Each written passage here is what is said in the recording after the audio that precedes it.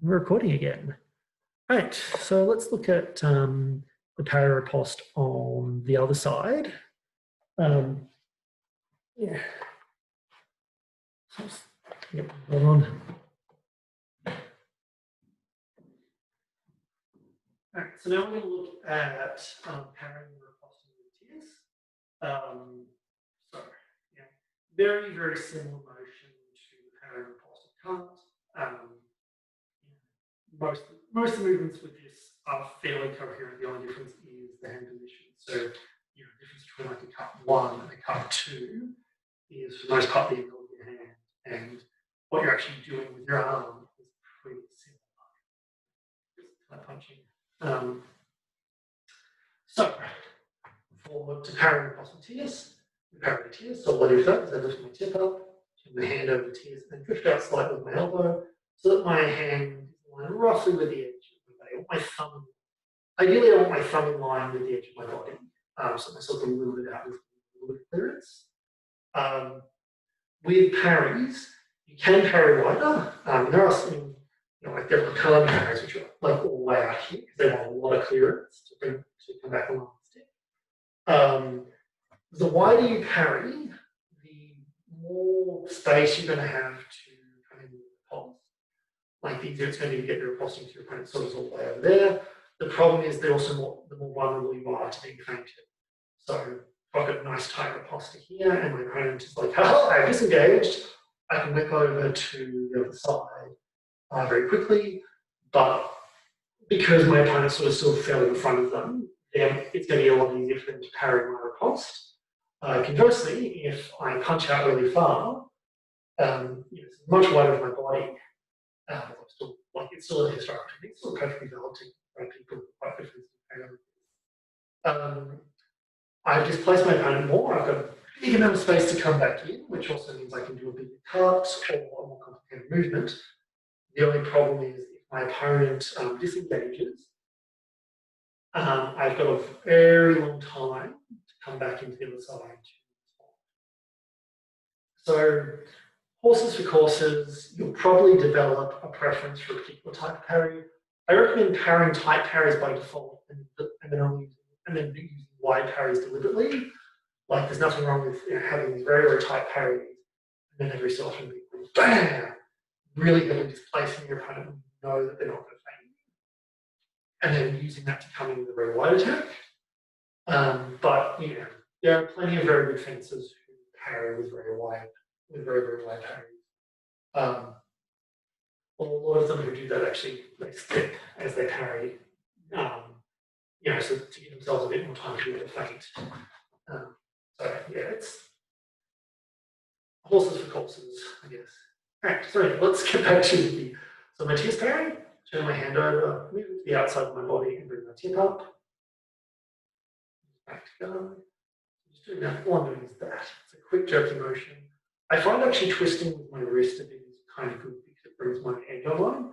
I want to make contact with my edge. There's all that stuff from the late 90s about parrying the edge of the flat. Short answer is you want to take the impact of your edge because that's biomechanically stronger, unless you're deliberately doing a flat parry, which some systems do have, in which case do the stuff that people who are familiar with that system tell you. What I think is this discussion does kind of this is usually when I parry with my edge, my opponent's edge is not hitting mine directly. My opponent's edge is sliding down my edge, so using my edge on the flat. Particularly if my sword is out of 45 degrees. So parrying, lifting tip, turning hand over, and just flicking out with my elbow, and keeping my wrist a little bit to get that proper edge alignment. My tierce parry. So back to guard and tierce. Guard, tierce. Guard, tierce. Guard, tierce. Guard, tierce. Guard, tierce. Guard, tierce. Guard, tierce. Guard, tierce. Guard, and tierce. And fun fact, so a guard you'll see me use a lot. Sometimes I slip into it by mistake when I'm demoing. I do this, which is tierce guard. And again, the only difference between tierce guard and tierce parry has a high tip, so that my opponent is engaging up the top. The guard has a longer tip, whereas a tip point of my opponent's face, because it's a guard and not thrust. And there are particularly Hutton's earlier works where he uses this as a primary guard. He still has a tierce parry where he just lifts the tip straight up. So let's look at the riposte. Go to side. Let me see my analysis. So here I'm going to parry, so I parry tierce. I bring my tip online, extend out, and let myself come forward. So again, extending out so that my sword is pulling me forward. There is a slightly less conventional lunge you can use in this situation as well. It's what's called a trigger step by Jack Dempsey, how to throw punches. Basically, all I do is I lean on my weight onto my front leg fully, and then I just step and let gravity basically fire me forward. And I can have extra impetus by pushing my back as well. But what this produces is a very short, sharp, aggressive lunge. It doesn't have the same range as a normal fencing lunge, but this, it covers the same. It covers about half the distance in a quarter of the time. So, it's a lot faster. It's a lot faster in short movement, which can be really great when you try and land a riposte and you want to really quick. So, but let's just practice whichever one you prefer. If you're, if you're not sure, just do conventional ones because always need more practice both. So, parry, bring my tip online, and riposte, return cost, back to guard. Parry, riposte.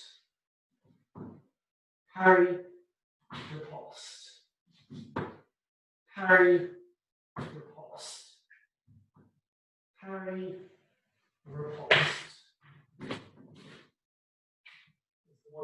One of the famous things is doing a whole heap of lunges is you naturally get a bit longer as you get more of a workout, your muscles start working properly, which also means you might accidentally punch really go.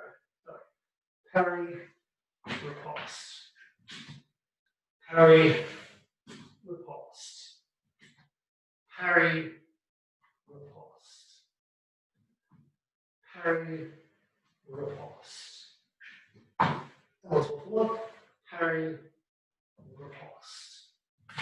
Back to guard. Right, so that's tierce. So just checking, are there any questions? Right. So Jacob says, on the issue of wide versus narrow parries, when fighting against someone who has a much heavier sword who's delivering very powerful attacks, does it have much an impact on how narrowly or widely you tend to parry? Short answer, no. The way you parry is through biomechanical structure. So the same way, like if I had to push something, I want to have my arm locked out. I have a straight line, so I'm taking the forward. So I'm mostly using my skeleton for alignment. When you parry, you're mostly aligning your skeleton to create resistance rather than using percussive force. I tend to think if you feel like you need percussive force, then you're probably doing something wrong. I did find that I learned a lot about biomechanics or the practice of biomechanics through fencing, using my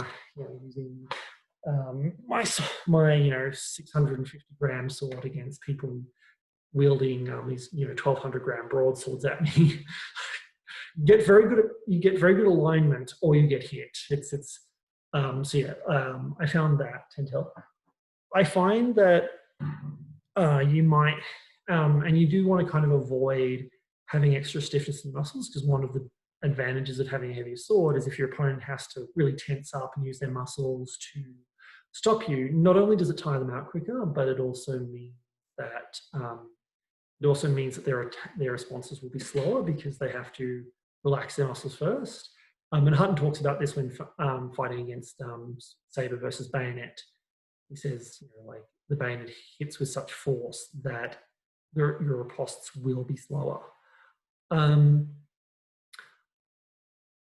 Yeah, I find in terms of probably the only time it would really be significant against a heavier weapon is I might want to deliver a wider parry because heavier weapons are not as good at feinting. So I don't need to, I'm not, I can be not, it's not that I don't need to worry, I do need to worry, but I need to be less worried about being feinted. And also because heavier weapons, when they loot, if they're not moving through a plane of momentum, like they can't change direction very quickly. Um, in a straight line, they're not necessarily that much slower, not to a noticeable degree, but changing direction, they definitely are.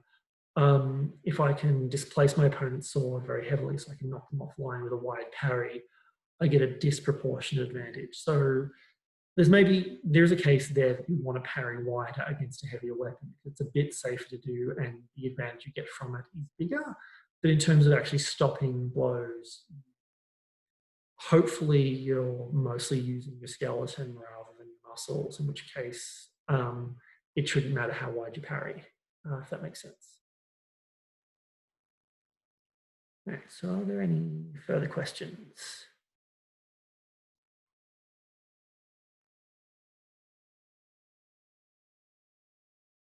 Looks like a no, so I'm going to stop recording.